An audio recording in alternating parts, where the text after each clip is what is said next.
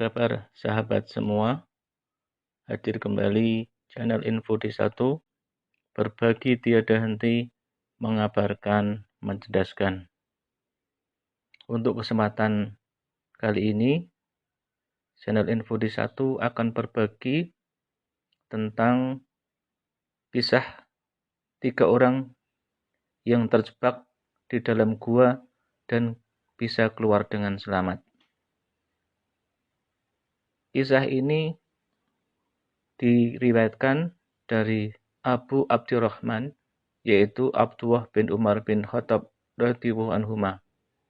Katanya, aku mendengar Rasulullah Shallallahu Alaihi Wasallam bersabda, ada 3 orang dari orang-orang sebelum kalian berangkat bepergian. Suatu saat mereka terpaksa mampir bermalam di suatu gua. Kemudian mereka pun memasukinya. Tiba-tiba jatuhlah sebuah batu besar dari gunung, lalu menutup gua itu, dan mereka terjebak di dalamnya.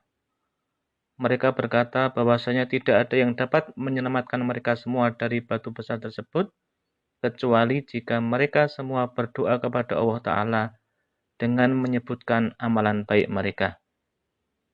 Maka salah seorang dari mereka berkata, Ya Allah, aku mempunyai 2 orang tua yang sudah sepuh dan lanjut usia.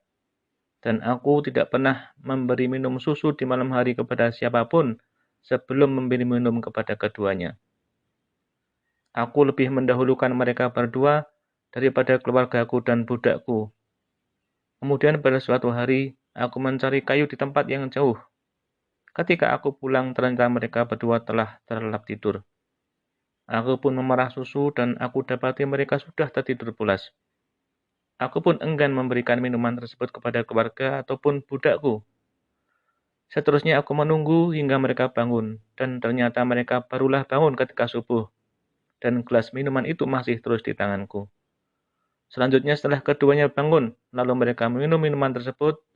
Ya Allah, jikalau aku mengerjakan sedemikian itu dengan niat benar-benar mengharapkan wajah-Mu, maka lepaskanlah kesukaran yang sedang kami hadapi dari batu besar yang menutupi kami ini. Batu besar itu tiba-tiba terbuka sedikit, namun mereka masih belum dapat keluar dari gua tersebut. Nabi Shallallahu Alaihi Wasallam bersabda, lantas orang yang lain pun berdoa, Ya Allah, dahulu aku ada putri pamanku yang aku sangat menyukainya. Aku pun sangat menginginkannya, namun ia menolak cintaku. Hingga berlalu beberapa tahun, ia mendatangiku karena sedang butuh uang. Aku pun memberinya 120 dinar. Namun pemberian itu dengan syarat, ia mau tidur denganku alias berzina. Ia pun mau.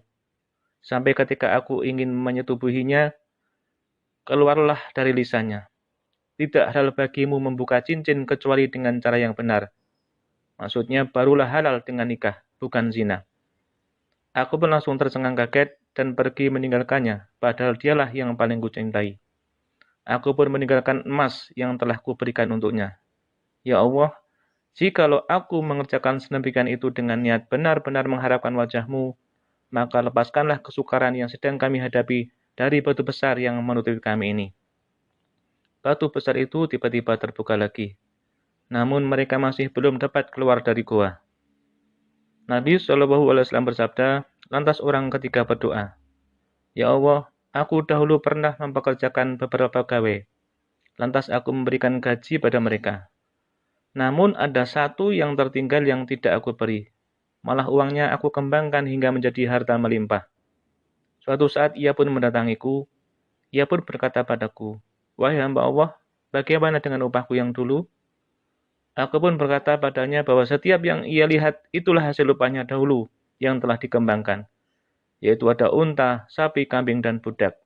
Ia pun berkata, Wahai hamba Allah, janganlah engkau bercanda. Aku pun menjawab bahwa aku tidak sedang bercanda padanya. Aku lantas mengambil semua harta tersebut dan menyerahkan padanya tanpa tersisa sedikit pun. Ya Allah, jikalau aku mengerjakan sedemikian itu dengan niat benar-benar mengharapkan wajah-Mu, maka lepaskanlah kesukaran yang sedang kami hadapi dari batu besar yang menutupi kami ini. Lantas gua yang tertutup sebelumnya pun terbuka, mereka bertiga bisa keluar dan berjalan. Hadis riwayat Bukhari nomor 2272 dan Muslim nomor 2743. Sahabat dimanapun berada, beberapa faedah dari hadis di atas adalah yang pertama, disyariatkan berdoa dengan menyebutkan amal soleh, dan ini termasuk bentuk tawasul mengambil perantara dalam doa yang dibolehkan. Yang kedua, keutamaan berbakti pada orang tua. Di antaranya, bakti pada orang tua menyebabkan seorang selamat dari musibah. Yang ketiga, keutamaan mendahulukan bakti pada orang tua daripada istri, anak, dan budak.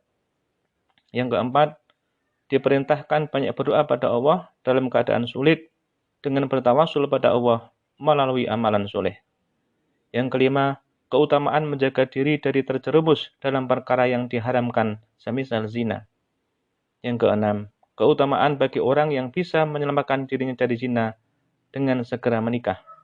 Yang ketujuh, keutamaan orang yang meninggalkan zina karena takut pada Allah. Yang kedelapan, kemaluan wanita barulah halal dengan menikah.